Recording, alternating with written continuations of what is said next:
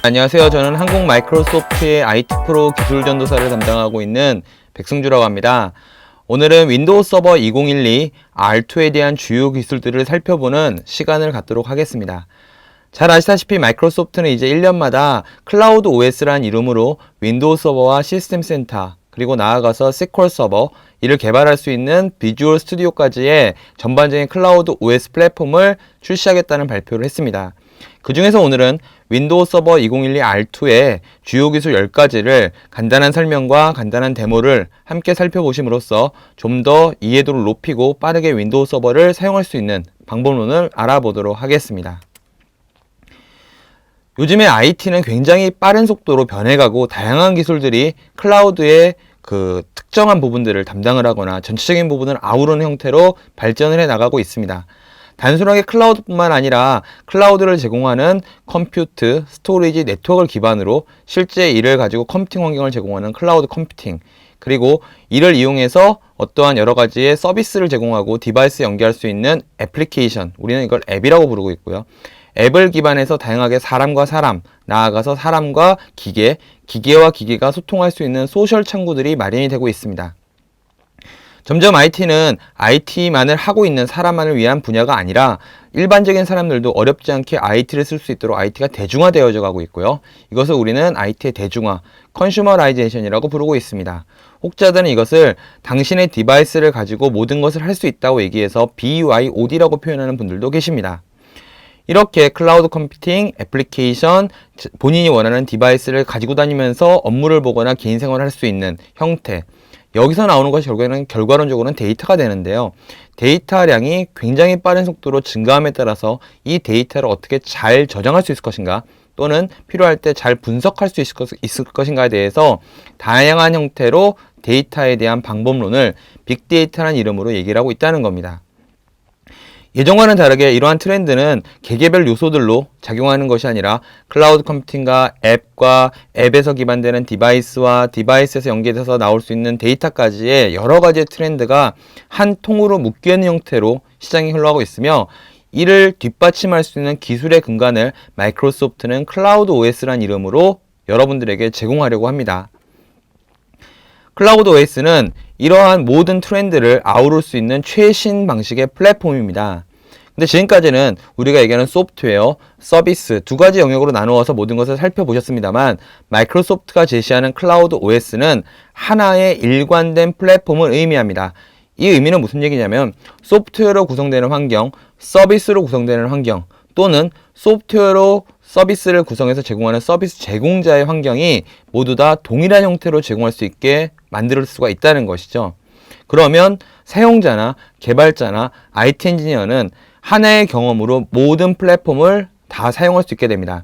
실제 사용자 입장에서는 어떠한 플랫폼에 있는지는 크게 인지할 수가 없고, 관리자 입장에서도 집에서 운영을 하시던, 아니면 어딘가에서 서비스를 받으시던, 아니면 호스팅 환경에서 서비스를 제공받으시던 이 모든 환경이 실제로 하나의 플랫폼처럼 느끼실 수가 있다는 것이죠. 이렇게 하나로 연결되는 플랫폼에서는 개발, 관리, 데이터, 아이덴티티, 가상화는 최대한 표준 기반의 일반적인 기술을 사용함으로써 이 여러 가지의 소프트웨어와 서비스, 호스팅 환경을 움직여 다니실 때 불편함이 없도록, 또는 무언가를 변화시키기 위해서 부담을 느끼시지 않도록 하는 공통된 기술을 5가지를 마이크로소프트는 제시하고 있습니다. 이렇게 일관된 플랫폼을 통해서 마이크로소프트는 클라우드 OS를 최신의 데이터 센터를 구축할 수 있고 운영할 수 있는 환경을 만들 수 있도록 제공하고 있고요. 두 번째로는 사용자 중심의 IT. 이 의미는 무엇이냐면, 지금까지는 컴퓨터를 중심으로, 다시 말씀드려서 디바이스를 중심으로 모든 IT가 돌아갔습니다.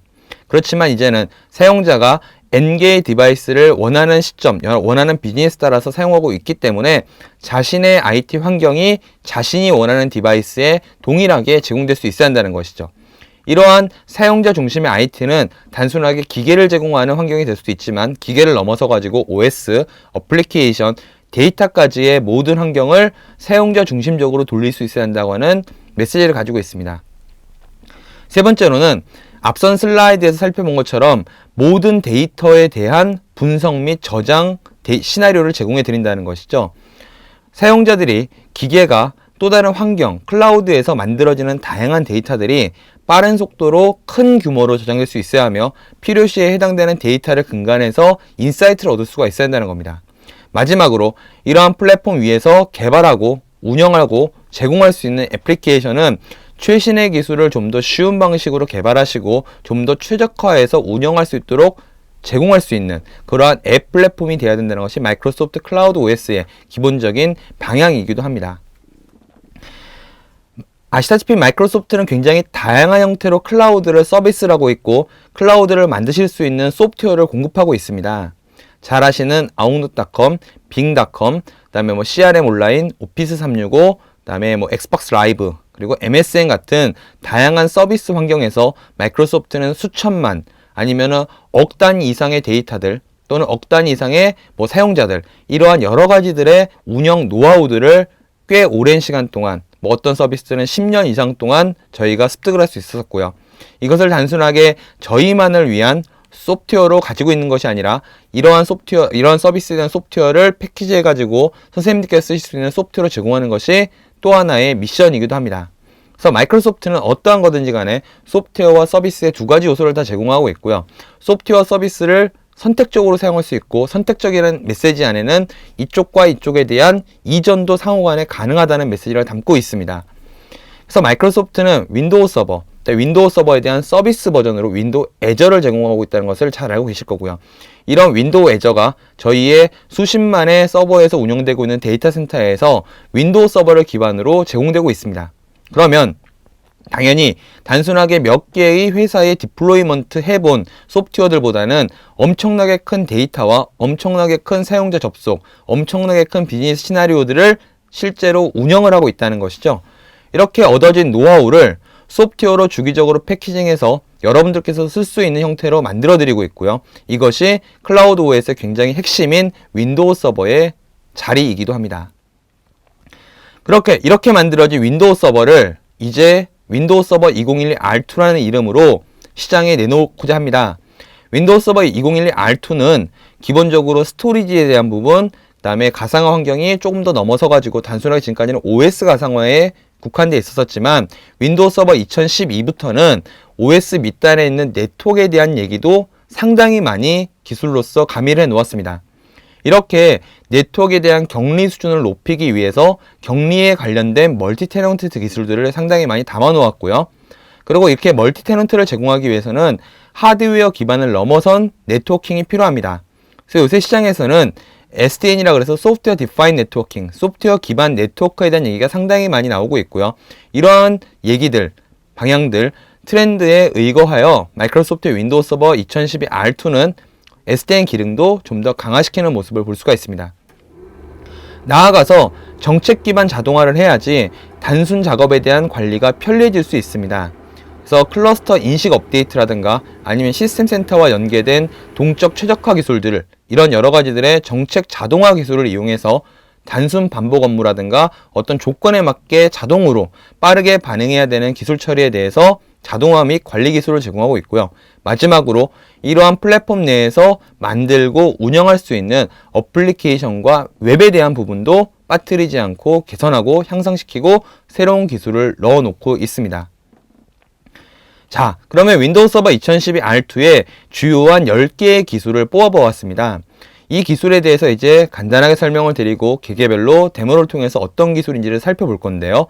이 기술들의 큰 목표 중에 여러 가지가 있겠지만 그 중에 4개를 꼽고자 하면 대용량을 처리할 수 있고 굉장히 큰 기업의 비즈니스에도 영향을 줄 수 있도록 엔터프라이즈급까지를 커버할 수 있도록 만들어 놓았으며, 두 번째로는 기술이 크고 복잡하면 쓰시기가 되게 어렵고 비용이 비쌀 수가 있습니다. 이런 것을 막기 위해서 구성이 굉장히 간편하고 비용 효율적인 기술이 되고자 노력하였습니다. 세 번째로는 깡통 레벨, 하드웨어 레벨에서 모든 것을 다 맞춘 것이 아니라 하드웨어는 물론 OS, 어플리케이션으로 구성된 서비스 전체에 대한 부분에 집중하고 있으며 바로 기술을 이용해서 비즈니스를 할 수 있도록 가장 윗단에 있는 어플리케이션에 집중한 기술들이 상당히 많이 있습니다. 마지막으로는 앞서 설명드린 것처럼 윈도우 8.1과 연계돼 가지고 사용자 중심적인 기술들을 제시할 수 있겠다는 것이죠. 이렇게 제공되는 기술 10개를 간단하게 살펴보면 첫 번째로는 실시간 마이그레이션이 윈도우 서버 2012보다 향상되었습니다. 두 번째로는 재난 복구라든가 아니면은 장애 처리를 위해 사용하고 계시는 하이퍼V 복제가 개선되었으며, 세 번째로는 VHDX, 즉 가상 파일, 하드디스크 파일을 여러 대의 가상 머신에서 같이 쓸 수 있는 시나리오도 제공하고 있고요. 네 번째로는 당연히 윈도우뿐만 아니라 리눅스도 인프라에서 굉장히 중요한 위치를 담당하고 있기 때문에 리눅스가 하이퍼V에서 보다 많은 기술을 쓸 수 있도록 인테그레이션 컴포넌트를 향상시키고 하이퍼V 기반도 개선하고 있습니다. 다섯 번째로는 멀티 테넌트 환경을 제시하기 위해서 가장 기본인 네트워크 가상화 기능, 그리고 여섯 번째로는 이렇게 쪼개진 테넌트들은 상호간에 교신을 하거나 인터넷과 교신을 하기 위해서는 라우터, 즉 게이트웨이가 있어야 합니다. 요새 게이트웨이는 내부적으로 연결되어 있는 네트워크만 연결하는 것이 아니라 원거리 네트워크, 즉 지사와 본사 간의 네트워크를 논리적으로 묶어주기 위해서 사이트 투 사이트 VPN을 이용하는 경우가 상당히 많이 있습니다. 이러한 시나리오를 맞추기 위해서 소프트웨어적인 기반의 네트워크 라우터가 VPN을 이용해서 원격지 네트워크에 연결해서 네트워크를 확장해 줄 수 있는 기술도 담당을 하고 있고요. 일곱 번째로는 파일 서버를 좀 더 스토리지처럼 이용할 수 있는 시나리오를 윈도우 서버 2012에서 말씀을 드렸었습니다. 단순하게 윈도우 서버 2012의 기술을 저희의 완성판으로 생각하는 것이 아니라 시장에서 요구하고 있고 저희가 운영하면서 배웠던 여러 가지들의 개선 사항들을 담아서 파일 서버에 대한 스토리지 기술들을 좀 더 발전시켰고요. 여덟 번째로는 디스크의 가격이 저렴해짐에 따라서 SSD에 대한 활용 시나리오가 상당히 많아졌습니다. 그렇지만 아직까지 일반적인 하드디스크와 SSD의 가격 차이는 약간 존재하기 때문에 혼재되어져 있는 환경에서 데이터에 대한 중요도에 따라서 위치를 이동시킬 수 있는 티어링이라고 하는 기술을 많이 요구하고 계십니다. 이건 역시나 소프트웨어를 제공함으로써 좀 더 쉽게 다양한 디스크의 성능의 차이를 윈도우가 감지해서 좀 더 자주 쓰는 데이터를 좀 더 빠른 디스크에 배치하는 티어링 기술을 제공하고요. 아홉 번째로는 윈도우 서버 2012에서는 데이터 중복 제거, 즉 똑같은 파일이 여러 개가 저장되었을 때 이 용량을 줄여줘가지고 좀 더 스토리지의 비용을 절감할 수 있는 기술이 있었습니다. 이 기술이 윈도우 서버 2012는 파일 서버에만 집중이 되었었다면 이제는 VDI 환경, 즉 가상 컴퓨터의 기반 파일에도 데이터 중복 제거를 할 수 있다는 겁니다. 기존 윈도우 서버 2012의 데이터 중복 제거는 파일이 잠겨 있지 않아야지만 중복 제거를 할 수 있었지만 윈도우 서버 2012 R2의 중복 제거는 가상 머신이 운영 중일지더라도 중복 제거 가능합니다. 열 번째에 있는 클라우드 폴더라고 하는 것은 스카이드라이브라든가 웹하드와 같은 퍼블릭 클라우드를 사용하시는 경우에 웹하드 솔루션으로 이것이 기업 입장에서는 별로 원하지 않는 시나리오가 될 수가 있습니다. 이렇기 때문에 디바이스와 연계할 수 있는 사내의 폴더들을 만들 수 있도록 윈도우 서버 2012 R2가 클라우드 폴더라고 하는 기술을 제공하여 윈도우 8.1과 연계해서 사용자에게 동기화할 수 있는 기본적인 장소를 제공하고 있다는 겁니다. 자, 지금부터 그러면 이제 개개별 기술에 대해서 조금 더 자세하게 살펴보고 데모를 한번 살펴보시도록 하겠습니다. 첫 번째로 살펴보실 것은 실시간 마이그레이션의 개선 사항입니다. 실시간 마이그레이션이라는 기술은 윈도우 서버 2008 R2에서 처음으로 소개해드렸던 기술입니다. 어떤 기술이냐면 하이퍼V 서버가 여러 대가 있을 경우에 계획된 장애 조치, 즉 특정한 호스트를 업데이트해야 되거나 특정한 호스트를 어떤 유지 보수를 하시기 위해서 비워줘야 될 때가 있습니다. 이때 운영되는 가상 머신이 장애 없이 타 머신으로 이동할 수 있는 기술을 실시간 마이그레이션이라 표현을 합니다. 마이크로소프트는 윈도우 서버 2008 R2에서 실시간 마이그레이션을 클러스터링에 탑재하여서 특정 호스트에 대한 유지 보수 작업을 좀 더 원활하게 할 수 있도록 제공을 해드렸고요. 윈도우 서버 2012에서는 동시에 이동할 수 있는 가상 머신의 숫자를 네트워크 대역폭의 최대치만큼을 최대한 활용할 수 있도록 별도의 제한을 두지 않고 여러 대가 병렬적으로 동시에 움직일 수 있는 기술을 제공해 드렸습니다. 윈도우 서버 2012 R2는 이동하는 속도가 좀 더 빠르면 당연히 관리자의 입장에서는 좀 더 빠르게 작업을 완료하시고 특정한 호스트로 분배하시는 작업들이 빨라질 수가 있습니다. 이렇게 하기 위해서 두 가지의 기술을 선택적으로 쓸 수 있게 만들어 드렸는데요. 첫 번째로는 이동하는 데이터에 대해서 소프트웨어적으로 압축을 해주는 기술입니다. 실시간 마이그레이션은 A라는 호스트에서 B라는 호스트로 버추얼 머신, 즉 가상 컴퓨터를 이동시킬 때 현재의 상태 데이터를 다른 호스트로 넘겨주는 형태의 아키텍처를 갖고 있습니다. 이때 전달되는 데이터는 보안적으로만 적용이 되어져 있지 실제로는 압축 기술이 적용되지 않았던 형태입니다. 근데 윈도우 서버 2012 R2 같은 경우는 이동 시에 해당되는 데이터를 압축할 수 있는 기술을 내장하고 있고요. 하드웨어적으로는 RDMA라고 하는 리모트 다이렉트 메모리 억세스 기술을 가진 네트워크 어댑터가 있는 경우에는 소프트웨어적인 압축을 하는 것이 아니라 하드웨어적인 기술을 통해서 이를 압축해서 전달하는 기술을 사용할 수도 있습니다. 윈도우 서버 2012에서 많이 느끼셨겠지만 마이크로소프트는 특정한 기술을 어떠한 하드웨어라든가 소프트웨어에만 국한시키지는 않습니다. 대부분이 하드웨어 기반과 소프트웨어 기반을 모두 다 제공해 드림으로써 필요시에는 소프트웨어를 쓰시고 필요시에는 하드웨어를 쓰실 수 있는 선택권을 제공을 해드린다는 것이죠. 즉 윈도우 서버 2012가 아무런 압축이 되어져 있지 않은 데이터를 전달하는 형태로 실시간 마이그레이션이 되어져 있다면 윈도우 서버 2012 R2는 이동하는 형태에 대해서 압축이라든가 하드웨어 기술을 적용해서 좀 더 빠르게 가상 머신을 다른 곳으로 이동시킬 수가 있습니다. 그럼 이제 첫 번째로는 향상된 실시간 마이그레이션에 대해서 데모를 통해서 살펴보시도록 하겠습니다. 지금 보시는 화면이 새롭게 윈도우 서버 2012 R2에서 제공되는 하이퍼V 관리자입니다. 제가 말로는 새롭다고 표현을 했지만 크게 UI상으로 변한 것이 없다는 점을 잘 아실 수가 있을 겁니다. 그러면 하이퍼V 설정이라는 항목에 들어가 보면 실시간 마이그레이션을 동시에 몇 개를 할 것인가에 대한 설정을 할 수가 있고요. 2012와는 틀리게 확장을 할 수 있는 부분이 있습니다. 그래서 이 확장된 부분을 클릭하면 고급 기능이란 부분이 있고요. 바로 여기에 있는 성능 옵션이라고 하는 것이 이번에 새롭게 추가된 부분입니다. TCP/IP라고 되어져 있는 부분은 기존과 동일하게 압축을 하지 않고 전송하는 형태입니다. 즉 윈도우 서버 2012와 호환되는 모드라고 보시면 되고요. 두 번째에 있는 압축이라고 하는 것은 소프트웨어적으로 실시간 마이그레이션 데이터를 압축해서 타 호스트로 전달하는 기술이라고 보시면 됩니다. 이것이 기본값으로 되어져 있고요. 세 번째로는 RDMA를 제공하는 네트워크 어댑터가 있는 경우에 이를 이용해서 압축을 한 다음에 타 호스트로 전달하는 기술입니다. 당연히 성능이라든가 시간적으로는 SMB, 즉 RDMA를 쓰는 것이 가장 성능이 그 다음에 움직이는 시간이 단축할 수가 있고요.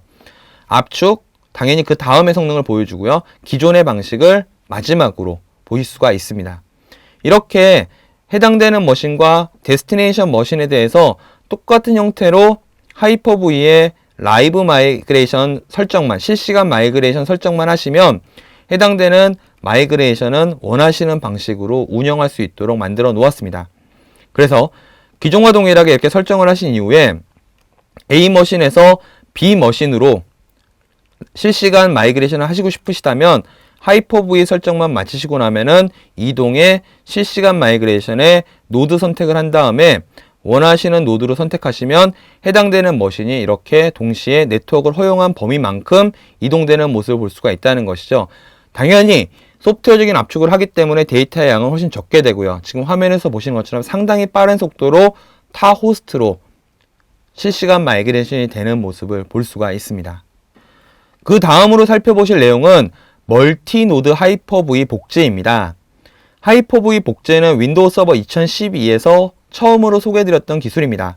매우 심플하죠. A라는 호스트에서 B라는 호스트로 동일한 가상 머신을 복제를 하고 있다가 A라는 머신이 완전히 없어졌을 경우에, 즉 재난이 발생했을 경우에 B 머신에서 이를 이어서 서비스할 수 있도록 제공하는 DR 시나리오 중에 하나가 되게 됩니다. 윈도우 서버 2012 같은 경우는요, 원본 사이트에서 복제 사이트로 초기에 복제를 진행을 하게 됩니다. 즉 운영하고 있는 가상 머신을 똑같이 한 부 더 다른 머신으로 복제를 하는 것이죠. 이런 이후에 5분 단위로 다른 머신으로 변경된 사항이 전송이 됐었습니다. 윈도우 서버 2012 R2 같은 경우는 5분이라고 되어져 있는 RTO 값을 조절할 수 있게 해달라고 하는 사용자 요구사항을 받아들여 30초, 5분, 15분 단위의 설정이 가능하게 만들어 놓았고요. 나아가서 백업에 대한 빈도수를 용량을 줄이기 위해서 VSS에 대한 빈도수도 조절할 수 있도록 만들어 드렸습니다. 이렇게 복제가 변경된 사항이 전송이 되게 되면은 나중에 원본 사이트에서 문제가 생겼을 때 당연히 복제 사이트로 해당되는 데이터를 넘겨서 VM을 구동할 수 있도록 만들어 드린다는 것이고요. 원본 사이트에 VM이 저장되어 있는 곳이 스토리지일지더라도 대상 하이퍼V에서는 SMB나 로컬 스토리지를 사용하시더라도 이런 복제는 똑같이 운영할 수 있게 만들어 드렸었습니다. 그래서 굉장히 쉽게 재난복구 시나리오를 만들 수 있는 형태의 기술을 하이퍼V 복제라고 이야기를 했었습니다. 근데 윈도우 서버 2012 R2는 이런 복제 기술을 좀 더 다양한 시나리오에 활용할 수 있도록 복제 빈도를 기존의 5분에서 3가지 모드로 30초, 5분, 15분으로 나눠 놓았고요. 여기서만 끝나는 것이 아니라 확장된 복제라는 컨셉을 제공하고 있습니다. 앞서 보여드렸던 슬라이드에서는 A에서 B로 복제를 하는 시나리오입니다. 근데 A와 B가 이런 경우가 있죠. 같은 사이트에 있는 경우가 있습니다. 아니면 A라는 지역과 B라는 지역이 틀린 경우도 있을 수가 있다는 것이죠. 이런데 하나의 사본을 더 만들고 싶은 경우가 분명히 있을 수가 있습니다. 두 지역이 가까운 지역에 있기 때문에 만약에 재난이 발생해서 홍수나 지진이 났을 때 두 개의 데이터가 모두 다 유실될 수가 있게 되면은 복제를 해놓은 의미가 없을 수가 있습니다. 그래서 제3의 먼 지역에다가 복제를 해놓으셔가지고 원본, 첫 번째 사본의 데이터가 모두 다 손실되더라도 사본의 사본, 이거를 윈도우 서버 2012 R2에서는 익스텐디드 리플리카, 확장된 복제라고 이야기를 합니다. 그래서 이를 통해 가지고 사내에 A와 B 서버에 대한 복제, 그리고 세 번째 사본에 대해서는 서비스 제공자라든가 제3지역의 데이터 센터에 연결을 해서 사용할 수 있는 또 다른 시나리오를 얻으실 수 있게 됩니다. 이뿐만이 아니라 A와 B 지역에 대한 복제를 해 놓으셨을 때 A 지역이 문제가 생기면 B 지역으로 자동으로 넘어갈 수 있게 해달라 라고 하는 질문이나 요청사항이 많으셨습니다. 기존의 윈도우 서버 2012는 이를 하시기 위해서는 시스템 센터 내에 오케스트레이터가 필수적으로 필요합니다. 그래서 오케스트레이터가 A라고 하는 원본 사이트를 검색을 하고 있다가 문제가 발생했을 때 이를 감지해서 A가 없었다는 것을 알아채리고 B 사이트로 넘겨주는 자동화를 만드실 수가 있었는데요. 이러한 기술을 윈도우 애저에서 하이퍼V 복구 관리자라는 기술로 제공을 하고 있습니다. 즉, 최초의 복제를 연결해 놓으면 이 어떤 특정한 곳에 대한 실패 여부를 하이퍼V가 아닌 윈도우 애저에서 확인을 하고 있다가 특정 사이트에서 문제가 생기면 이를 애저가 파악을 해서 또 다른 데이터 센터로 해당되는 복제본을 구동시켜주는 역할을 담당을 하고 있다는 것이죠. 애저에는 별개의 데이터가 저장되는 것이 아니라 데이터 센터 1, 데이터 센터 2에 대한 운영과 정상 여부, 복제 상태에 대한 체크 정도만 들어가 있는 형태고요. 데이터 센터 1에서 문제가 발생하면은 2에서 해당되는 것을 페일오버 받을 수 있는 오케스트레이션의 역할을 담당을 하고 있습니다. 그럼 지금부터 하이퍼V의 확장된 복제 기술에 대해서 한번 살펴보시도록 하겠습니다. 하이퍼V에서 기존의 복제와 동일한 형태로 한번 구성을 해보도록 하겠습니다. 특정한 머신이 이렇게 존재한다고 가정을 하죠. 코어라는 머신이 있을 때 이것을 B 지역에다가 복제를 하시고 싶은 경우가 있을 수가 있습니다. 그럼 복제 사용이라는 메시지를 클릭을 하고요. 다음을 누르고요. 복제본 서버에 대한 입력을 합니다. 다음을 누르면 복제 설정이 잘 되어져 있는지를 확인합니다. 참고로 복제 설정에 대한 부분은 하이퍼V 서버 구성에 가보면 이렇게 해당 컴퓨터를 복제본 서버로 쓰겠느냐라고 하는 체크박스를 구성을 하실 수가 있습니다. 이렇게 구성되어져 있는 경우에 복제본 서버에서 받아들일 수가 있다는 것이고요. 다음을 누르고요. 해당되는 파일이 여기 있다. 다음을 누르면 첫 번째로 변경된 사항인 복제 빈도를 조절할 수 있는 메뉴가 올라옵니다. 30초, 5분, 15분의 모습으로 만들어져 있습니다. 그러면 여기서 30초라고 변경을 하고요. 다음을 누르면 몇 개의 복구 지점을 만들겠냐는 겁니다. 바로 여기서 VSS 스냅샷의 빈도를 조절할 수가 있고요. 최대 12개까지의 데이터를 입력할 수가 있습니다. 그럼 초기에 해당되는 데이터를 다 보낼 것이냐에 대한 부분을 설정할 수가 있죠. 다음 마침을 누르면 이제 A에서 B로 복제가 구성돼서 이렇게 초기 복제본이 전송이 되는 모습을 볼 수가 있습니다. 그래서 5번에 가서 보면은 해당되는 것이 이렇게 복제가 받아들여지고 있는 모습을 볼 수가 있다는 것이죠. 이제 A에서 B로 복제본을 만드시는 작업은 완료를 하셨습니다. 그랬을 때 이제 또 다른 사본을 만드는 것을 확장된 복제라고 얘기를 했었는데요. 복제에서 보면은 복제 확장이라고 하는 메뉴가 나오는 것을 볼 수가 있습니다. 기존에는 없었던 메뉴입니다. 그럼 이제 복제 확장을 클릭하게 되면은 한 부의 복제본에 대한 또 다른 복제본을 지정할 수 있어서 3개의 복제본, 2개의 복제본을 만드는 거죠. 원본까지 포함하면 3개가 되는 겁니다. 그럼 이렇게 구성하는 것은 기존에 있었던 방금 전에 보신 하이퍼-V 복제 구성과 유사하게 만들어져 있고요. 이렇게 만들어진 경우 지금 3번에서 보시면 코알라 앱 컨트롤러라고 하는 VM이 있고요. 4번에도 보면은 코알라 앱 컨트롤러라고 하는 사본이 있습니다. 5번에도 보시면 코알라 앱 컨트롤러는 사본에 대한 사본이 있다는 것이죠. 그랬을 때 4번 컴퓨터에서 복제해서 복제 상태 보기를 클릭해 보면 탭이 2개가 나오는 모습을 볼 수가 있습니다. 이것은 기존에 했었던 A에서 B에 대한 복제이고요. 이것은 B에서 C에 대한 복제를 표현하는 화면이라고 생각하시면 됩니다. 이렇게 복제에 대한 구성을 확장할 수 있도록 윈도우 서버 2012 R2는 확장된 복제 기능을 제공하여 멀티 노드, 즉 여러 개의 노드에 복제를 할 수 있는 기술을 제공하고 있습니다. 그 다음으로 살펴보실 것이 공유 VHDX를 활용한다는 시나리오인데요. 공유 VHDX는 쉽게 말씀드리면 스토리지의 역할을 VHDX가 할 수 있다고 생각하시면 됩니다. 지금까지의 VHDX, 즉 가상 하드디스크 파일은 한 컴퓨터에만 존재해서 연결할 수가 있었습니다. 즉 하나의 파일을 여러 개의 가상 머신에서 연결했을 수는 없다는 겁니다. 한 가지 정확하게 말씀드리면 VHDX 파일에 대한 공유는 운영체제 디스크는 불가능하고요. 데이터에 대한 디스크만 서로 공유했을 수가 있습니다. 이것에 대해서는 이 다음 슬라이드에서 자세하게 살펴보고요. VHDX에 대한 개선사항으로 첫 번째로 보셔야 할 것은 바로 이제 가상 머신을 끄지 않고도 디스크에 대한 사이즈를 늘리거나 줄일 수도 있다는 겁니다. 화면에서 보시는 것처럼 30기가의 파티션을 만드신 이후에 디스크가 더 필요하시면 기존에는 가상 머신을 종료하시고 디스크를 확장을 해야 됩니다. 그렇지만 이제는 운영 도중에 디스크를 하이퍼-V 관리 도구에서 확장할 수가 있습니다. 그럼 자연스럽게 확장된 하드웨어를 가상 컴퓨터가 인지하여서 다운타임 없이 확장할 수가 있고요. 해당되는 디스크가 더 이상 필요하지 않다라고 생각했을 경우에는 해당되는 디스크에 대한 사이즈를 다시 축소할 수 있는 부분으로 제공하는 것이 윈도우 서버 2012 R2의 첫 번째 VHDX에 대한 개선 사항입니다. 당연히 용량을 줄인 이후에는 디스크에서는 해당되는 용량이 줄었다고 인지를 하겠죠. 앞서 설명드렸던 공유 VHDX 기술인데요. 즉 VHD 파일이 하나의 스토리지로 가상 컴퓨터 내에서는 인지하게 됩니다. 하이퍼-V 호스트에는 하나의 가상 디스크 파일로 존재하겠지만은 이것을 가상 컴퓨터에 옵션을 부여하게만 되면은 스카시 영구 예약으로 등록이 돼서 하드웨어로 인지가 되게 되고요. 그러면 당연히 해당되는 공유 디스크를 같이 쓰고 있는 머신들은 클러스터링을 손쉽게 구현할 수가 있게 됩니다. 윈도우 서버 2012까지는 가상 컴퓨터 간의 클러스터를 만드시기 위해서는 아이스카시 스토리지나 아니면은 파이버 채널의 스토리지가 필요했습니다. 또는 윈도우 서버를 별도로 설치하시고 거기에 아이스카시 타겟, 아이스카시 대상 서버를 설치하셔가지고 구성을 하셨어야 되는데요. 윈도우 서버 2012 R2에 공유 VHDX 기술을 이용하시면 VHD 파일이 스토리지에 있거나 아니면 파일 서버에 있거나 구애받지 않고 가상 머신에서는 아이스카시 영구 예약의 스토리지로 등록이 된다는 것이죠.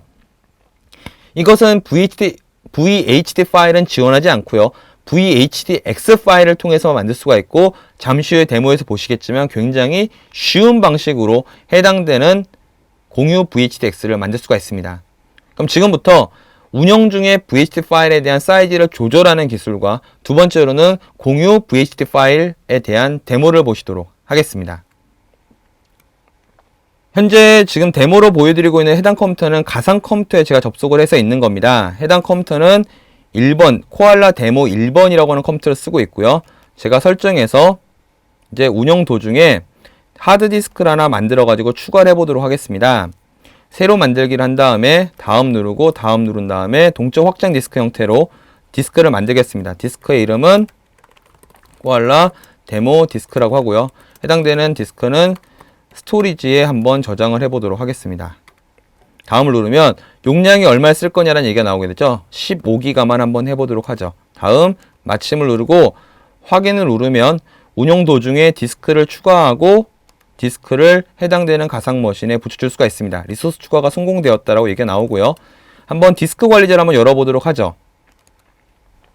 해당되는 디스크 관리자에 가서 봤더니 잠시 후 데모에 쓰기 위한 디스크들이 쭉 있고요. 방금 전에 추가한 15기가짜리 디스크가 있는 모습을 볼 수가 있습니다. 그럼 제가 이제 해당되는 디스크를 초기화한 다음에 할당을 해서 볼륨으로 한번 인식을 시켜 보도록 하죠. 이렇게 해서 D 드라이브로 인식을 시키면 포맷을 마친 이후에는 해당되는 디스크를 운영용으로 쓰실 수가 있습니다. 이러다가 15기가의 용량을 다 사용했다라고 가정을 하겠습니다. 그럼 지금까지는 해당되는 머신을 종료하시고 새롭게 세팅을 하신 다음에 다시 키셔야 되는데요. 이제는 그러실 필요가 없이 해당되는 머신에 설정에 가셔가지고 해당되는 디스크를 클릭하고 편집을 눌러보도록 하겠습니다. 그러니까 운영 도중에 변경할 수 있는 메뉴가 올라오고요. 다음을 누르면 해당되는 디스크를 어떻게 하겠냐는 겁니다. 확장해 보겠다. 다음을 누르면 현재 15기가인데 몇 기가까지 늘릴 거냐? 64TB가 지원되죠. 100기가라고 해보겠죠. 다음 마침을 누르면 해당되는 디스크는 운영 도중에 100기가짜리 디스크로 새롭게 추가 할당이 된 겁니다. 그러면은 디스크 관리 도구에서 새롭게 고침을 클릭을 하면은 해당되는 디스크가 추가된 부분을 인지할 수가 있고요. 이제 원하신다면 볼륨 확장을 통해 가지고 별도의 장애 없이 디스크를 최대 100기가까지 늘려서 운영할 수가 있게 됩니다. 운영을 하시다가 더 이상 디스크가 필요가 없습니다. 그러면은 볼륨을 축소할 수 있다는 걸 잘 아실 겁니다. 50기가만 축소를 해보죠. 그러면 해당되는 디스크는 이제 100기가짜리에서 50기가로 되돌아갔고요. 이제 해당되는 공간이 더 이상 필요 없다 라고 한다면 아까와 동일하게 가상 머신에서 해당되는 부분에 간 다음에 편집을 누르고 다음을 하고 축소를 선택할 수가 있는 부분을 볼 수가 있습니다. 경쟁사 같은 경우는 축소가 안 되는 모습을 보여주고 있고요. 다음을 누르면 얼마를 줄일 것인가 인지해서 최대 52기가를 줄일 수가 있다는 겁니다. 50기가 새로운 용량을 입력하는 거니까요. 52기가를 즉 48기가를 줄인다는 것이고요. 다음 마침을 누르면 해당되는 디스크의 용량이 줄어들게 됩니다. 그럼 다시 디스크 새로 고침을 클릭하게 되면은 해당되는 부분이 축소가 돼서 850메가만 하고 최소 부분만 남게 되고 용량이 다 줄어드는 모습을 볼 수가 있습니다. 이 다음으로 보실 거는 해당되는 디스크에 대해서 공유 디스크로 만드는 시나리오들을 보시게 되는데요. 지금 코알라 데모 1번이 하나의 머신이라고 말씀드렸습니다. 그럼 설정에서요. 다시 한번 디스크를 하나 더 만들어 보도록 하죠. 추가를 누른 다음에 새로 만들기 하고요. 이번에는 쉐어드 디스크라고 하는 이름을 붙이고요. 똑같이 클러스터 스토리지에 위치 배치를 시키고요. 용량은 127기가만 하고요. 디폴트로. 다음 마침을 누르면 해당되는 디스크가 만들어진 모습을 볼 수가 있습니다. 이제 이를 확장을 해보면 고급 기능이라는 메뉴가 있습니다. 바로 이 부분이 새롭게 추가된 부분인데요. 해당되는 가상 하드디스크를 동시에 여러 대에서 쓰겠다는 겁니다. 그래서 해당되는 체크박스만 해주시게 되면은 해당 하드디스크는 다른 컴퓨터에서도 같이 쓸 수 있는 그런 디스크가 된다는 것이죠. 체크를 하겠다라고 하고요.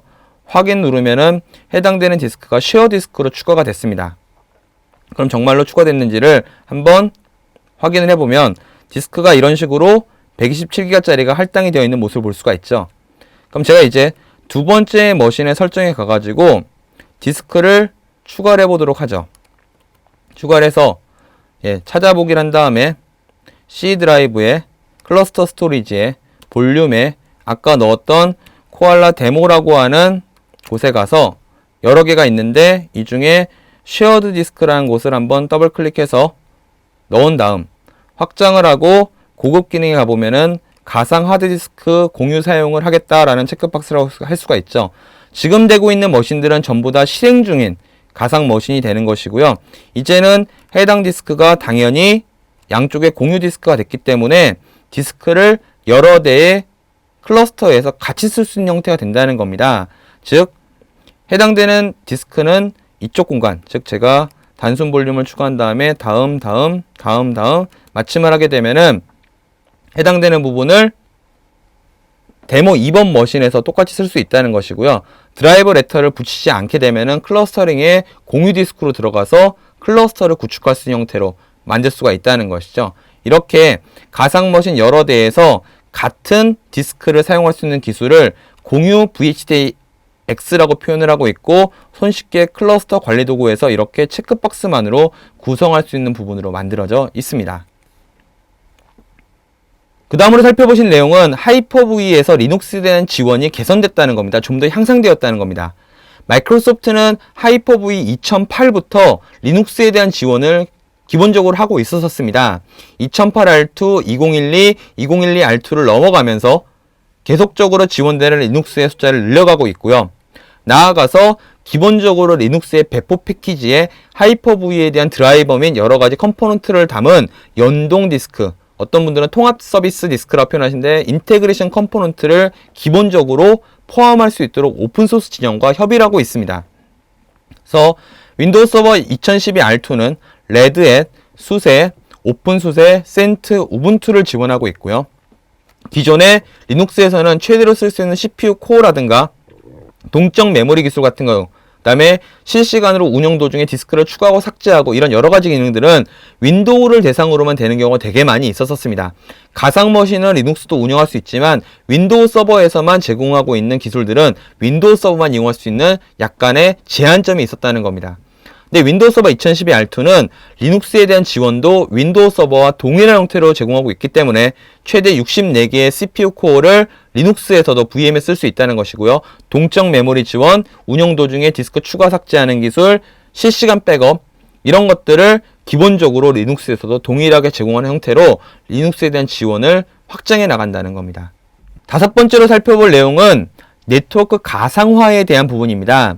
네트워크 가상화 기술은 윈도우 서버 2012에서부터 제공을 하고 있었습니다. 쉽게 말하면 이런 셈입니다. 여러 개의 회사가 있는 경우에 이 여러 개의 회사를 하나의 하이퍼V에서 사용하고자 한다면 스위치를 분리를 해줘야 된다는 것을 잘 알고 계실 겁니다. 같은 스위치를 쓰게 되면은 이를 분리하기 위해서 VLAN을 구분하는 경우가 있는데요. VLAN은 하나의 머신이나 그 상단에 있는 스위치에도 동일하게 설정이 반영이 되어야 되기 때문에 가상 머신이 딴 곳으로 이동을 하게 되면은 해당되는 머신이랑 연결되어지는 스위치의 설정도 바꿔줘야 되고요. 즉 전반적인 네트워크를 클라우드 기반에서 애자일하게 변경하기에는 VLAN은 조금 한계가 있다는 것이 일반적인 의견입니다. 그래서 네트워크 가상화는 소프트웨어적으로 하나의 가상 스위치를 여러 개의 서버넷에서 구분해서 쓸 수 있도록 만들어주는 기술을 네트워크 가상화라고 얘기를 하고 있습니다. 네트워크 가상화를 제공하기 위해서는 하이퍼V는 하이퍼V 서버들끼리 교신할 수 있는 어드레스가 있어야 하고요. 이 어드레스를 저희는 프로바이더 주소라고 표현을 합니다.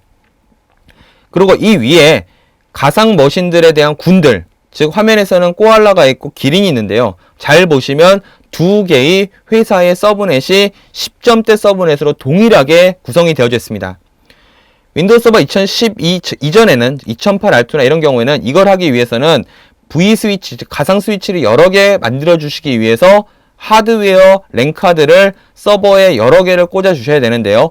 윈도우 서버 2012부터는 VM 네트워크라는 기술을 제공해서 하나의 가상 스위치가 여러 개의 격리된 네트워크를 제공할 수 있도록 만든다는 겁니다. 그리고 이 VM 안에서 사용하는 네트워크 주소를 커스터머 어드레스라 표현을 합니다. 기술적으로는 매우 심플합니다. 잘 들어보시면 해당되는 네트워크에 대한 구분을 하기 위해서 저희는 버추얼 서브넷 ID라는 것을 제공합니다. 지금 오른쪽에 있는 표에 있는 VSID가 해당되는 부분입니다. 하이퍼V의 스위치가 버추얼 서브넷 ID를 구분할 수 있는 기술이 있다라 보시면 됩니다. 그래서 코알라는 5001번이고 길이는 6001번일 때 5001번에 있는 컴퓨터들은 5001번끼리만 교신하게 만들어주고 6001번에 있는 컴퓨터들은 6001번만 교신하도록 만든다는 것이죠. 그러면 어느 머신에 어느 VM이 있느냐는 정책 테이블, 즉 화면의 오른쪽 하단에 있는 테이블에 있는 하이퍼V IP와 내부에 있는 VM IP를 매핑해 줌으로써 알 수 있게 됩니다. 정책 테이블 상으로 보게 되면은 코알라 첫 번째 거는 내부 IP는 10.10.10.10인데 이는 하이퍼V 머신 2.10번에 있다는 것이고요. 그 다음에 11번도 2.10번에 있다는 겁니다. 그럼 하이퍼V 서버들끼리만 테이블을 동일하게 갖고만 있다면 해당 머신이 다른 곳으로 이동을 하더라도 내부적인 IP는 바뀌지 않고 당연히 매핑되어져 있는 하이퍼V의 프로바이더 주소만 바뀐다는 것이죠. 이렇게 움직여 다닐 때는 쉽게 설명드리면 나트와 상당히 유사하다는 생각을 드실 수가 있습니다.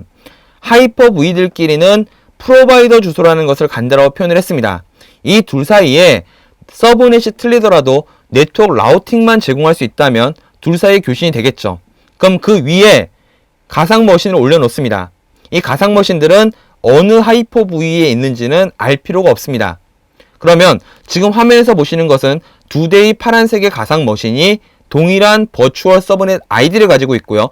10.10.10.10이 192.168.2.10에 매핑이 되고 10.10.10.11이 192.168.5.12번에 매핑되어 있다는 테이블만 양쪽 하이퍼V만 갖고 있으면 교신이 된다는 겁니다.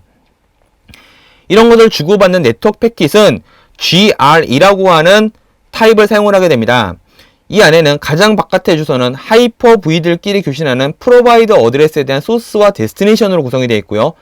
버추얼 서브넷 아이디를 얘기하는 GR의 키가 5001번이 매핑이 되어져 있고, 그 다음은 해당되는 가상 머신 간의 맥 주소, 그 다음 레이어에 있는 IP 주소로 만들어져 있다는 겁니다. 그래서 하이퍼V 머신들끼리의 교신되는 패킷을 잡아보게 되면 당연히 GRE 패킷으로 보이게 되는 것이고요. 해당되는 패킷에 대한 타입은 저희가 만든 것도 있지만 마이크로소프트와 인텔과 아리스타와 HP와 델과 에뮬렉스가 제안한 표준 방식으로서 다른 네트워크 장비에서도 동일하게 인식할 수 있는 패킷 구조로 생각하시면 됩니다. 그럼 조금 더 자세하게 처음 보실 수 있는 생소한 개념이기 때문에 아키텍처로 설명을 해드리면요. 블루 1번이 블루 2번으로 교신을 하는 겁니다. 머신은 같이 있지 않고 분리되어져 있는 머신의 구조입니다. 앞에 예제인데요. 블루 1번이 블루 2번으로 교신하기 위해서는 IP 주소의 서브넷이 일단은 같거나 라우팅이 되는 구조로 되어 있어야 합니다. 예제에서는 같은 서브넷이죠. 그러면은 IP 주소 바로 밑에 있는 맥 주소를 알아차려야지만 OSI 7레이어에서 네트워크 교신이 가능해집니다. 당연히 이를 알아차리기 위해서 ARP 룩업 프로세스를 진행을 할 겁니다. 근데 머신이 분리가 되어져 있고 ARP 프로세스는 브로드캐스트입니다. 그러면 브로드캐스트를 한다는 것이죠. 가상 스위치에서 하이퍼V의 가상 스위치에서 버추얼 서브넷 아이디 5101번에 대한 10.10.10.11번에 대한 ARP를 브로드캐스트 합니다. 그러니까 원래대로라면 화면의 오른쪽에 있는 블루 2번이 브로드캐스트를 응답해야 되나 머신이 분리가 되어져 있기 때문에 응답을 할 수가 없습니다. 이미 눈치 빠르신 분은 이해를 하셨겠지만 해당되는 ARP 브로드캐스트를 하이퍼V의 네트워크 가상화 필터, 즉 가상 스위치에 내장되어 있는 소프트웨어 모듈이고요. 이 해당되는 모듈이 브로드캐스트 메시지를 타 머신으로 전송하지 않고 인터셉트를 하게 됩니다. 답을 할 수가 있어야지 인터셉트 하겠죠. 근데 답을 할 수가 있죠. 왜냐하면 정책 테이블, 앞서 보신 테이블 안에는 프로바이더 어드레스, 커스터머 어드레스, 버추얼 서브넷 아이디 뿐만 아니라 해당되는 가상 머신의 맥 주소까지도 모두 다 등록이 되어져 있습니다. 이렇기 때문에 굳이 블루 2번에 브로드캐스트 메시지를 보내지 않더라도 하이퍼V의 네트워크 가상화 필터는 해당되는 가상 컴퓨터의 맥 주소를 응답해 줄 수가 있다는 것이죠. 그러면 블루 1번은 해당되는 ARP 룩업 신호가 실제 블루 2번에서 왔다고 생각하고 다음 프로세스를 밟을 수가 있게 됩니다. 그럼 당연히 패킷을 만들겠죠. 오리지널 맥 주소, 데스티네이션 맥 주소, 그 다음에 오리진 IP, 데스티네이션 IP를 넣고 패킷을 전송을 합니다. 이때는 당연히 VSID가, 즉 버추얼 서브넷 아이디가 스위치에 추가가 될 겁니다. 스위치에 추가가 돼서 네트워크 가상화 모듈까지 전송을 하게 되면은 네트워크 가상화 필터가 GRE 패킷을 만듭니다. 이 안에는 당연히 가상 머신들끼리 교신하는 패킷이 들어있지만 하이퍼V 머신들끼리 교신할 수 있는 프로바이더 어드레스가 오리진, 데스티네이션으로 적혀 있다는 것이죠. 그러면 이렇게 전송된 GRE 패킷을 수신자의 하이퍼V 서버에서는 역순으로 떼가지고 역순으로 올라가게 되면은 동일하게 블루 2번으로 교신할 수가 있다고 하는 아키텍처를 살펴볼 수가 있습니다. 매우 심플합니다. 하이퍼V 스위치에서 VSID를 구분함으로써 여러 개의 서브넷을 격리를 시키는 것이고요. 실제 머신과 머신이 넘어가 있을 경우에, 즉 같은 머신이 아닐 경우에 해당되는 패킷에 대한 전송을 주고받기 위해서는 하이퍼V 서버에 있는 네트워크 가상화 필터가 GRE 패킷을 만들어줌으로써 하이퍼V 간의 교신이 가능해지는 것이고, 이 패킷을 받은 하이퍼V 서버가 GRE 패킷을 디캡슐레이션을 함으로써 안에 있는 내용을 기반으로 블루 2번까지 데이터를 전송해 줄 수 있게 됩니다. 그럼 이제 하이퍼V 네트워크 가상화에 대한 데모를 한번 보시도록 하겠습니다. 지금 화면에서 보시는 엔젤 VN001의 네트워킹 주소를 한번 살펴보면은 172.168.0.101번이고요. 코알라 VM의 네트워크 IP 주소도 172.168.0.101번입니다. 이런 경우에는 기존에는 스위치를 뜯거나 아니면은 별도의 VM으로 제공을 해야 되는데요. 지금 코알라 VN001의 네트워크 주소는 스위치는 V 네트워크 버추얼라이제이션이고요. 엔젤 VM의 네트워크 스위치의 이름은 똑같은 주소, 그 다음에 별도의 VLAN이 부여가 되어져 있지 않은 형태입니다. 이러면 기존에는 A라는 서브넷이 먼저 들어왔다면 뒤에 들어온 서브넷은 IP 충돌이 발생하는 구성으로 되어져 있습니다. 2번 한번 살펴보면 2번도 동일합니다. 엔젤 VM001이 있고 코알라 VM001이 있고요. 네트워킹 주소는 코알라 VM002는 172.168.0.104번이고요. 엔젤 VM002는 172.168.0.102번이죠. 그러면은 물리적 호스트 1번에 엔젤 VM 1번은 물리적 호스트 2번에 엔젤 VM 2번과 교신해야 되고요. 물리적 호스트 2번에 코알라 2번은 물리적 호스트 1번에 코알라 1번과 교신을 하게 만들어져야 됩니다. 이 경우 어떤 식으로 테이블이 만들어져 있는지를 볼 수가 있습니다. 실제 하이퍼V 호스트에서 getNet Virtualization 룩업 레코드 해당되는 것을 그리드 뷰로 좀 확인해 보죠. 그리드 뷰로 뽑아달라고 하면 이런 식의 정책 테이블이 나오게 되고요. 여기에 말씀드렸던 프로바이더 어드레스가 있습니다. 프로바이더 어드레스가 실제 하이퍼V의 어드레스고요. 지금 보시면 코알라 1번과 코알라 2번이 버추얼 서브넷 아이디 VSID 586,380번, 엔젤이 1300만 1320만 5153으로 되어져 있습니다. 즉 해당되는 서브넷 아이디는 서브넷 아이들끼리 교신할 수 있다는 것이고요. 그러면 코알라 1번 같은 경우는 하이퍼V에서 제공하는 IP는 99.1.1.137번이고요. 내부의 IP는 1716.1.0.101번입니다. 코알라 VN002는 1716.0.104번이고 하이퍼V IP는 99.1.1.133번이라는 겁니다. 그러면 코알라 VN001이 다른 곳으로 이동을 했다고 가정을 하겠습니다. 즉 실시간 마이그레이션을 통해 가지고 코알라 VN001이 만약에 3번으로 이전이 되었다고 가정을 하죠. 그러면 당연히 3번으로 이전되게 되면 내부 IP는 바뀌지가 않겠죠. 뭐만 바뀌면 될까요? 하이퍼V의 호스트에 대한 프로바이더 어드레스만 바뀌어주면 됩니다. 그래서 제가 하나의 파워쉘을 더 열고요. getNet Virtualization 룩업 레코드 똑같이 out 그리드 뷰를 해가지고 정보를 한번 뽑아보도록 하죠. 그랬을 경우에 해당되는 정보가 업데이트가 돼서 3번으로 넘었기 때문에 해당되는 컴퓨터에는 아직 정보가 안 나타나게 되는 것이고요. 잠시 후에 99.1.1.137번에 대한 정보가 당연히 다른 곳으로 넘어갔기 때문에 해당되는 컴퓨터에 나타나지 않는 모습입니다. 그러면 이제 실제로 컴퓨터를 받은 03번에 똑같은 버추얼라이제이션 룩업 레코드를 한번 전송을 해달라고 요청을 하면은 해당되는 명령어를 제가 하이퍼V 3번 호스트에다가 보낸 것이고요. 했을 때 코알라 VN001이 99.1.1.138번, 아까 제일 처음에 시작했을 때는 137번이었는데 138번으로 바뀌었습니다. 1번에 없는 이유는 1번에 코알라 VM이 없기 때문에 해당되는 룩업 테이블이 더 이상 존재하지 않는 것이고요.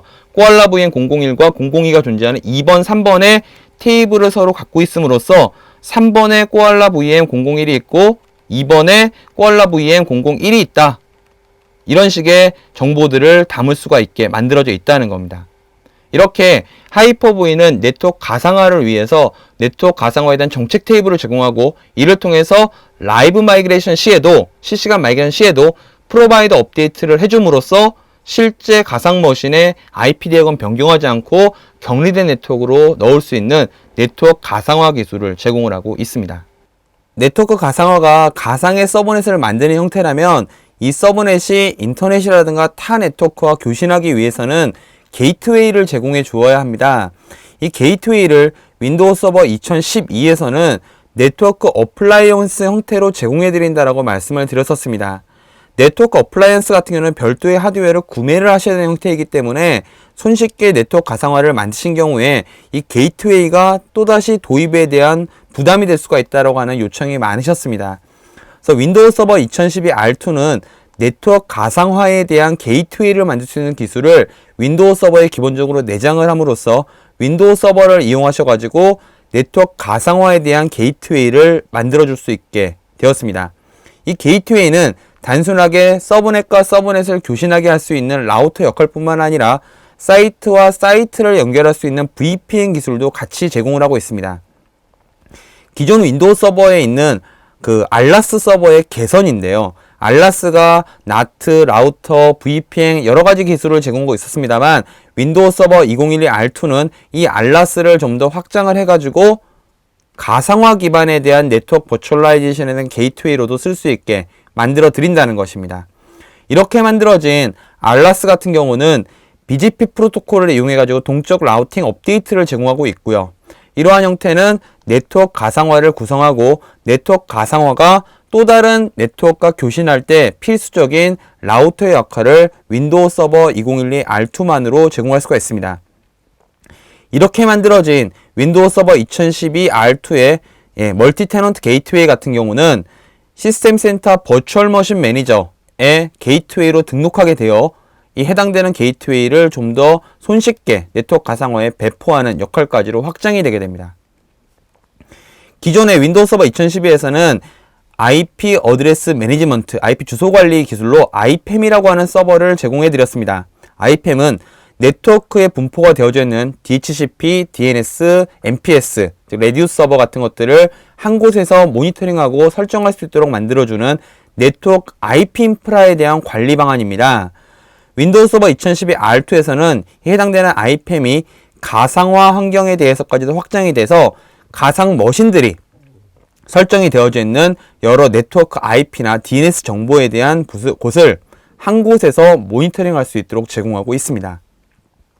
그럼 또 간단하게 하이퍼V 네트워크 게이트웨이 및 IPAM에 대해서 살펴보시도록 하겠습니다.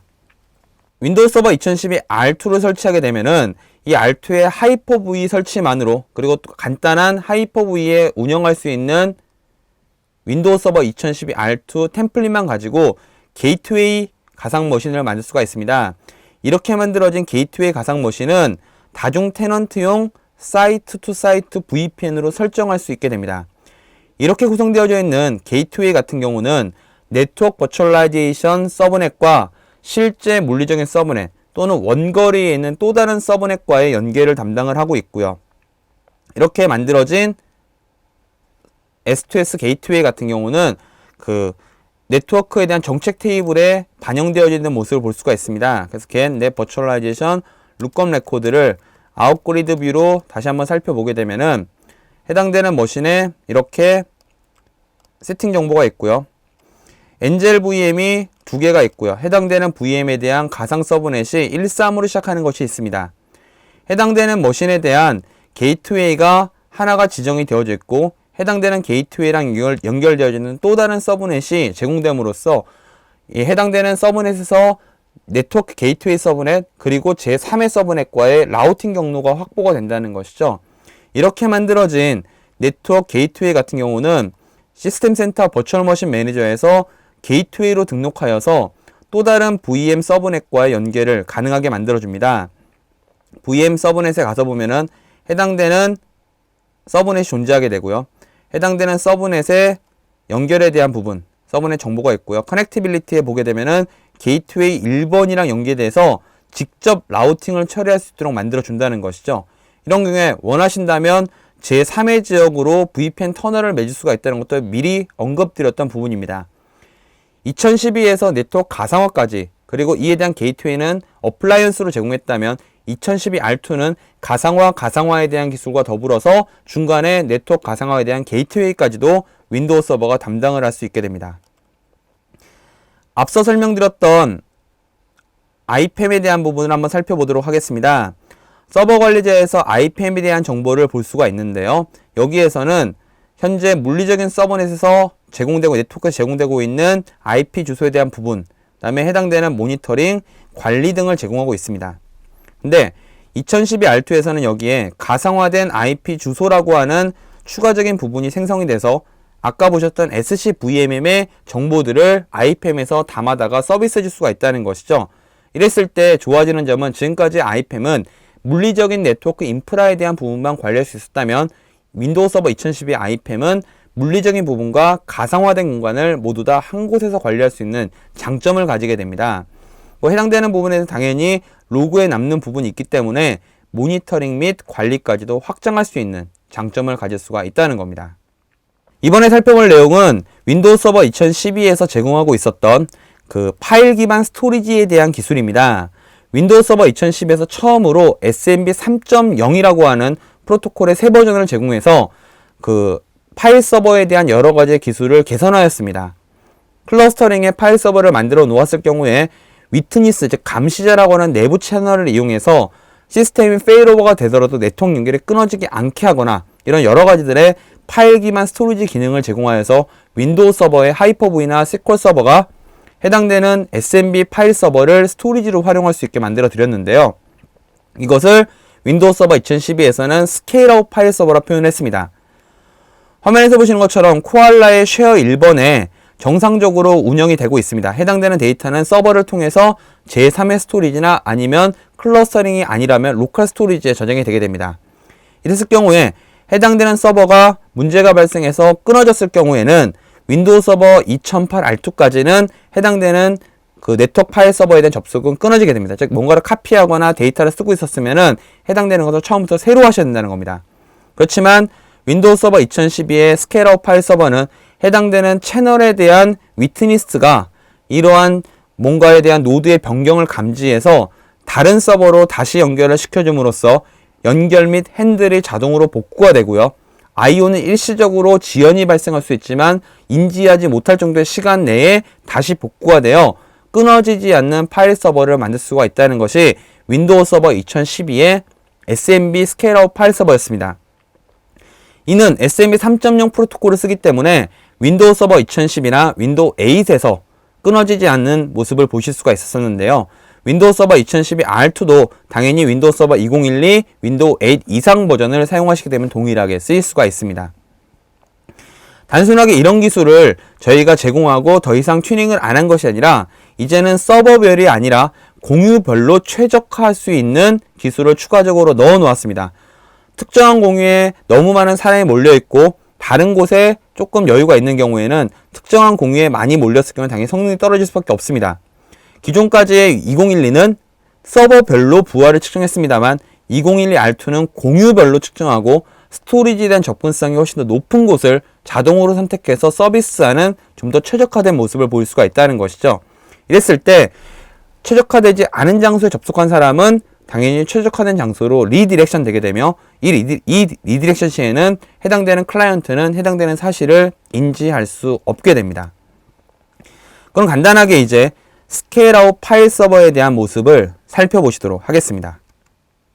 해당되는 파일 서버를 보시기 위해서는요, 먼저 코알라 4번에서 운영되고 있는 서버를 하나 보시도록 하겠습니다.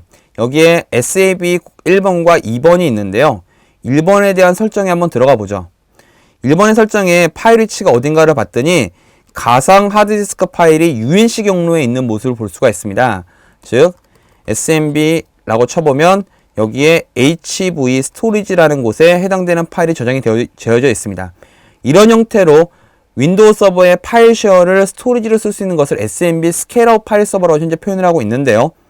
해당되는 스토리지는 현재 3대의 노드에서 운영되고 있는 곳에서 쉐어 형태로 서비스가 되고 있습니다.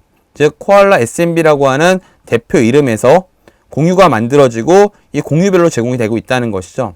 기존에는 파일 서버당으로 최적화가 되어 있었다면 이제는 이 공유별로 최적화가 되어져 있다는 겁니다. 만약에 해당되는 서버가 문제가 생겨서 연결할 수가 없다면, 즉 현재 해당 서버는 운영이 되고 있는 서버인데요. 제가 여기서 cmd라 치고 핑 192.168.100.201번을 쳐보도록 하겠습니다. 이랬을 경우에 장애조치 클러스터에서 현재 3번이라고 노드가 되어져 있는 것을 2번으로 이동을 하게 되면은 2012 전, 2012 전 버전 같은 경우는 이때는 모든 것이 끊어지는 형태로 처리가 되게 됩니다. 현재 2012 FS02번으로 이전이 됐고요. 또 한번 1번으로도 이전을 해보도록 하겠습니다. 1번으로도 변경이 됐죠. 그런 경우에 VM을 가서 보면은 아까 핑을 걸어놨던 것이 끊어지지 않고 서비스가 되는 모습을 볼 수가 있고요. 이러한 구조에는 몇 가지의 뒷단에 숨어있는 기술이 있습니다. 바로 위트니스라고 하는 기술인데요. 제가 파워쉘에서 인보크 커맨드를 통해서 해당되는 파일 서버, 즉 스케일업 파일 서버에다가 명령을 한번 내려보도록 하겠습니다. FS01번에 스크립트 블록은 get smb 여러가지 명령어가 있는데 위트니스라고 하는 명령어가 있습니다. smb 위트니스 클라이언트라고 하는 명령어를 때려보면 위트니스가 누군지에 대한 정보를 보여준다는 것이죠. 즉 현재 FS01번에 접속되어져 있는 데모 01번은 위트니스 서버가 2번이라는 것이고요. HV04번은 02번에 접속을 해 있고 해당되는 위트니스는 3번이라는 겁니다. 그랬을 때 2번에서 3번으로 무언가가 바뀌면 위트니스가 4번에게 해당되는 정보를 제공해 줌으로써 끊어지지 않고 넘어갈 수 있는 방법론을 보여준다라고 생각하시면 됩니다. 이렇게 파일 서버를 클러스터링으로 만들어 놓았을 때 해당되는 파일 서버가 다른 곳으로 장애 조치가 되더라도 접속해져 있는 클라이언트가 이를 인지하지 않고 장애로 못 느끼게 해주는 서버의 종류를 스케일업 파일 서버라고 표현하고 윈도우 서버 2010에서 처음 소개되었으며 2012 R2에서는 서버당의 최적화가 아닌 공유당의 최적화로 좀 더 나아진 모습을 보여주고 있다는 것이죠. 이 다음은 자동 티어링이라고 하는 기술입니다. 요새 SSD의 가격이 많이 저렴해짐으로써 자동 티어링이라고 하는, 즉 티어링 기술을 많이 쓰시는 스토리지를 볼 수가 있습니다. 이를 이해하시기 위해서는 먼저 윈도우 서버에서 제공하는 저장소 풀, 스토리지 풀을 이해를 하셔야 되는데요. 우리는 보통 사내에서 이렇게 다양한 형태의 디스크를 사용을 하고 있습니다. 이러한 디스크는 네트워크에 연결될 수도 있고 실제 디스크로 연결될 수 있는 부분도 있다는 것이죠. 이것을 원하는 형태로 그룹핑할 수 있는 것을 저장소 풀이라고 표현을 합니다. 그럼 이렇게 만들어진 저장소 풀을 디스크 영역으로 쪼개가지고 원하신 형태로 사용할 수가 있다는 것이죠. 즉 여러 개의 스토리지 유형을 하나의 영역으로 묶어주는 것을 저장소 풀이라고 얘기하고, 이렇게 묶여지는 디스크는 하나의 스토리지처럼 인지되게 됩니다. 그러면 그 안에 마치 LUN을 만들듯이 가상 디스크를 만들어 가지고 서비스를 할 수가 있고요. 해당되는 스토리지 풀에 디스크 용량이 부족할 경우에는 추가적인 디스크를 추가해서 서비스를 할 수도 있습니다. 그럼 이렇게 만들어진 디스크를 관리할 수 있는 방법, 사용할 수 있는 기술들은 굉장히 다양한 형태로 윈도우 서버는 제공하고 있고요. 이것을 실제로 시스템에서는 사용을 하게 됩니다. 그럼 가장 위에 있는 시스템에서 봤을 때는 밑에 디스크가 뭐가 있는지를 인지하지 못하더라도 스토리지처럼 이용할 수 있어서 해당되는 기술은 스토리지 버추얼라이제이션의 일부라고 생각을 할 수도 있다는 것이죠. 이런 스토리지 풀 기능에 윈도우 서버 2012는 티어링 기술을 추가를 해 놓았습니다. 즉 속도가 성능이 어느 정도 보장되는 SSD와 SSD보다는 성능이 떨어지는 일반 디스크가 있을 경우에 자주 쓰는 데이터는 SSD에 배치하고 자주 쓰지 않는 데이터는 일반 디스크에 배치하는 형태를 티어링이라고 표현합니다. 이렇게 자주 쓰냐 쓰지 않냐에 대한 구분은 윈도우 서버가 알아서 잘 해주게 되고요. 이에 대한 데이터 이동도 운영 도중에 일어나게 됩니다. 그럼 당연히 성능적으로 자주 쓰는 데이터가 더 빠르게 처리되기 때문에 성능이 더 뛰어나질 수도 있고요. 이렇게 만들어진 스토리지 풀은 캐시에 대한 최적화 기술도 같이 제공함으로써 스토리지 풀로 만들어 놨다고 성능이 떨어지거나 아니면 무언가의 어떤 단점을 갖는 요소로 가지는 않게 됩니다. 간단하게 저장소 풀과 티어링 옵션에 대해서 살펴보시도록 하겠습니다.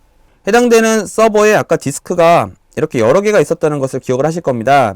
해당되는 디스크를 전부 다 온라인으로 만들어 보겠습니다. 현재 해당되는 서버에는 디스크가 64TB짜리의 디스크를 여러 개를 제가 연결해 놓았고요. 디스크 1번, 2번, 3번, 4번, 5번 이렇게 존재하고 6번까지 모두 다 온라인을 시키고요. 그리고 당연히 최초의 초기화 작업은 모두 다 진행을 하였습니다. 그럼 이제 해당되는 디스크는 사용할 준비가 된 겁니다.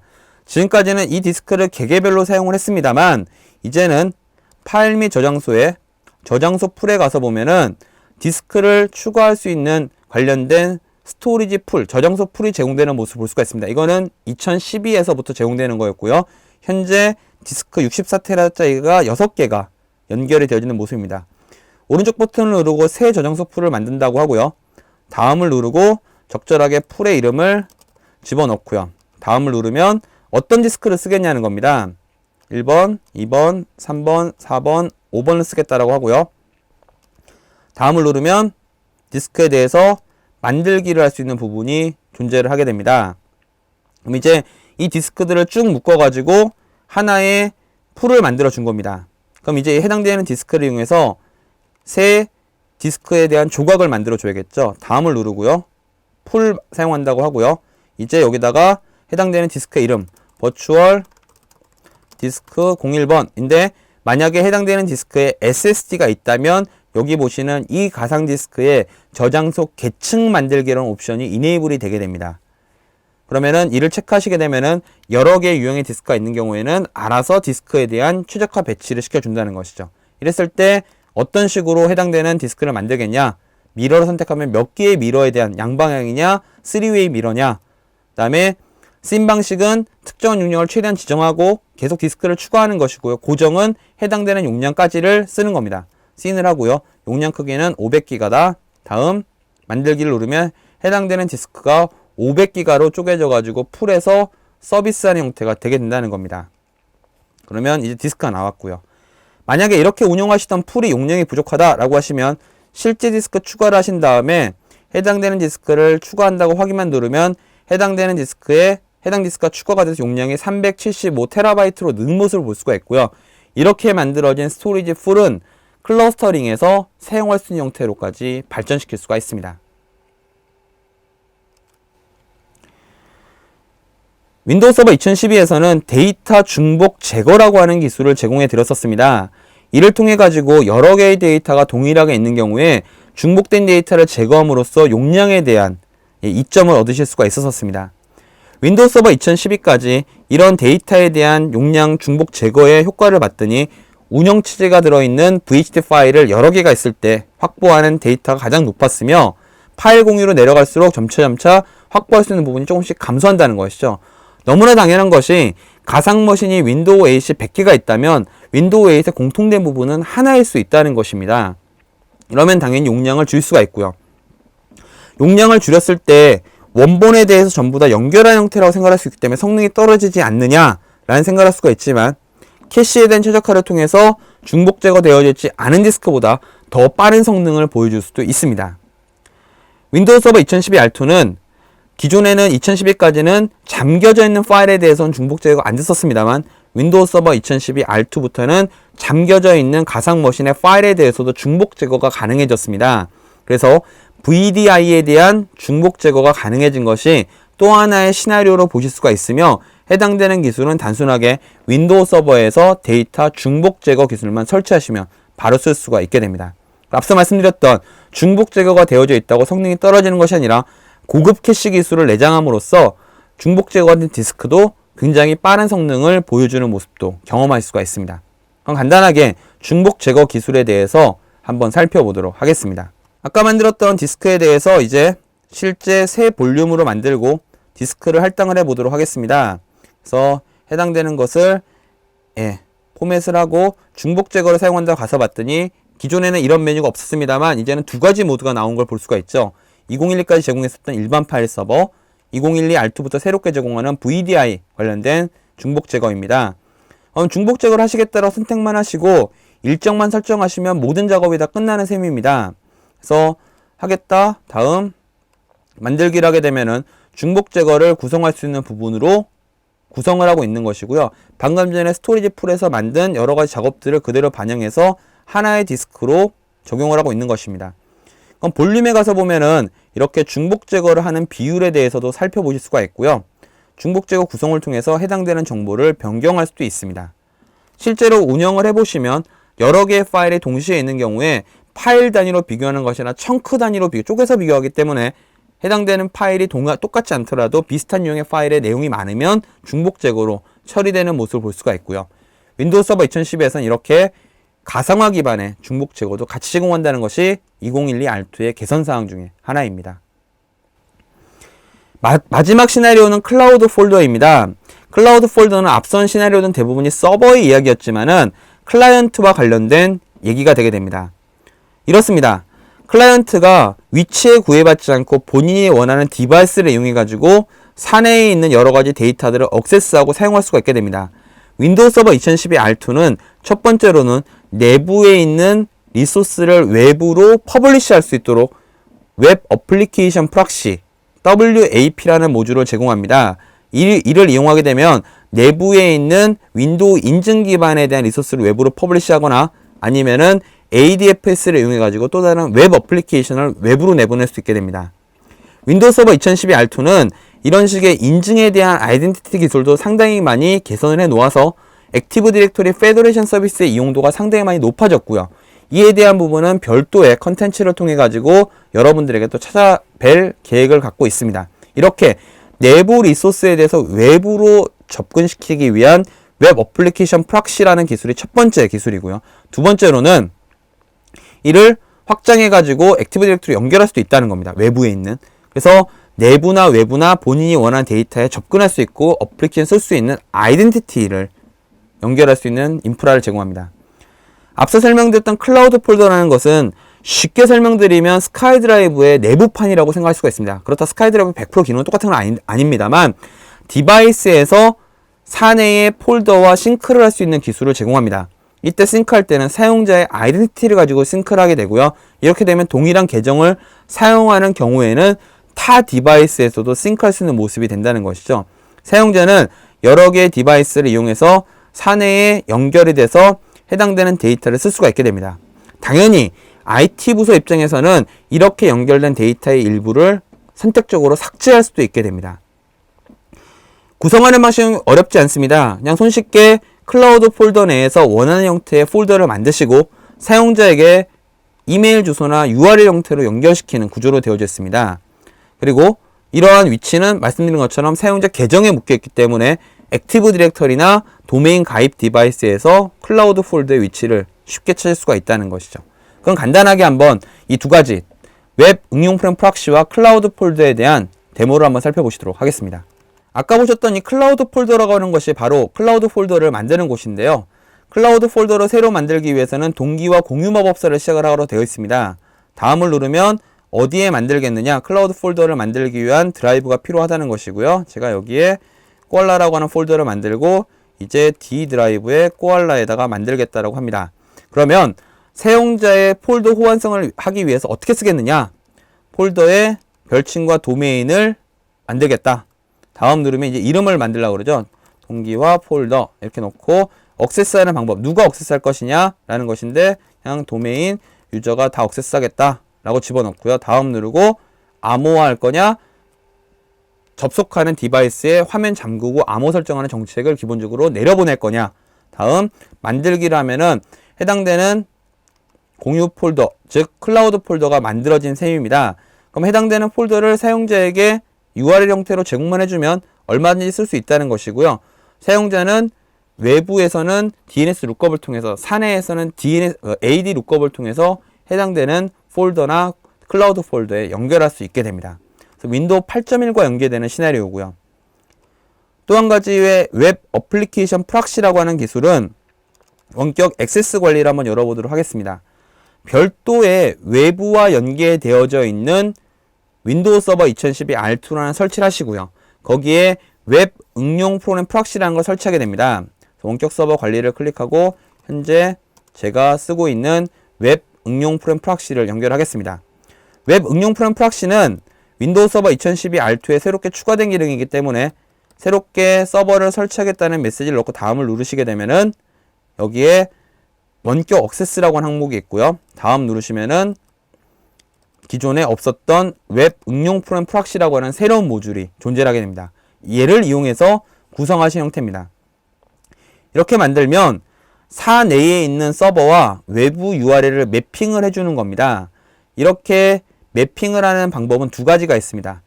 액티브 디렉토리 페더레이션을 이용하는 방법 한 가지, 얘를 이용하지 않는 경우에는 패스스로 직접 이쪽 서버에서 인증하는 방식으로 제공합니다. 이때는 WAP인 웹 어플리케이션 프락시가 대신해서 위임 처리를 해주는 형태고요. ADFS를 사용하게 되면은 인증에 대한 처리가 액티브 디렉토리 페더레이션을 통해서 구성이 되게 됩니다. 이렇게 만들어진 것이 몇 가지가 있는데요. 저 같은 경우는 내부에 있는 서버 한 대를 외부에는 https content.koala.com으로 만든 모습을 볼 수가 있습니다. 그러면 제가 간단하게 여기서 해당되는 URL에 접속을 하게 되면은 해당되는 URL을 웹 어플리케이션 프락시에서 접속을 받게 되고요. 사용자 계정과 암호를 넣고 해당되는 계정이 인증되고 허가가 되면은 내부에 있는 폴더에 액세스할 수 있는 구조입니다. 그래서 이 화면은 액티브 디렉토리 페더레이션의 화면이고요. 여기서 로그인을 하게 되면은 내부에 있는 URL로 접속해서 웹 콘텐츠를 액세스할 수 있는 모습이 된다는 것이죠. 이렇게 클라이언트에 대한 아이덴티티, 클라이언트에 대한 폴더에 대한 컨셉을 윈도우 서버 2012 R2와 함께 제공하는 모습을 볼 수가 있습니다. 긴 시간 동안 윈도우 서버 2012 R2에 탄생하게 된 여러 가지 트렌드, 클라우드 OS의 컨셉, 그리고 중요한 10가지의 기능. 첫 번째로는 실시간 마이그레이션에 대한 개선사항. 이제 압축과 하드웨어 기반의 RDMA를 지원한다. 두 번째, 멀티노드는 1대1의 복제뿐만 아니라 1대1대1의 확장된 목재를 제공한다. 세 번째는 VHDX, 즉 가상 하드디스크 파일을 여러 개의 가상 컴퓨터에서 공유할 수 있다. 네 번째는 리눅스에 대해서도 윈도우급 이상의 윈도우와 동일의 형태의 기술을 제공한다. 다섯 번째는 가상 서브넷 기술을 이용할 수 있는 소프트웨어 디파인 네트워킹의 기반인 네트워크 가상화를 제공하고 있다. 여섯 번째는 가상 서브넷 간에 연결할 수 있는 게이트웨이를 윈도우 서버 2012 R2만으로도 만들 수가 있다. 일곱 번째는 여러 개의 파일 서버가 있는 경우에 이 파일 서버를 스토리지처럼 쓸 수 있고 장애 발생 시에 이를 최소화할 수 있는 스케일아웃 파일 서버가 2012부터 있었고 2012보다 훨씬 더 성능상 튜닝이 되어진 형태로 나와 있다. 여덟 번째로는 스토리지 프리, 즉 저장소 프리 티어링 계층 기술을 제공함으로써 SSD와 하드디스크가 공존하는 경우에 자주 쓰는 데이터는 SSD, 자주 쓰지 않는 데이터는 일반 하드디스크에 배치할 수 있다. 아홉 번째는 저장소 풀에서 일반 하드디스크에서 데이터를 저장했을 때 데이터를 중복 제거하는 기술을 윈도우 서버 2010에서 제공했었는데 중복 제거 기술이 온라인인 가상 머신 파일에 대해서까지도 확장됐다. 열 번째는 윈도우 8.1과 연계돼서 웹 응용 프레임 프락시를 통한 아이덴티티의 연결, 내부 자원에 대한 외부 게시, 나아가서 디바이스 간의 폴더를 공유하고 내부에 사용자의 디바이스에 대한 폴더를 제공할 수 있는 클라우드 폴더까지의 10가지 기술을 살펴보았습니다. 이렇게 윈도우 서버 2012 R2는 기존의 윈도우 서버 2012보다 개선된 사항, 어떤 사항은 새롭게 추가된 기술을 통해서 점점 인프라에 대한 최적화, 나아가서 클라우드로 한 발자씩 다가갈 수 있는 인프라를 제공하고 있습니다. 오늘에서라도 윈도우 서버 2012 R2의 평가판 또는 정식 버전을 다운로드 받으셔가지고 이에 대해서 평가해 보시고 한번 분석해 보시는 시간을 가지시면 좋겠습니다. 감사합니다.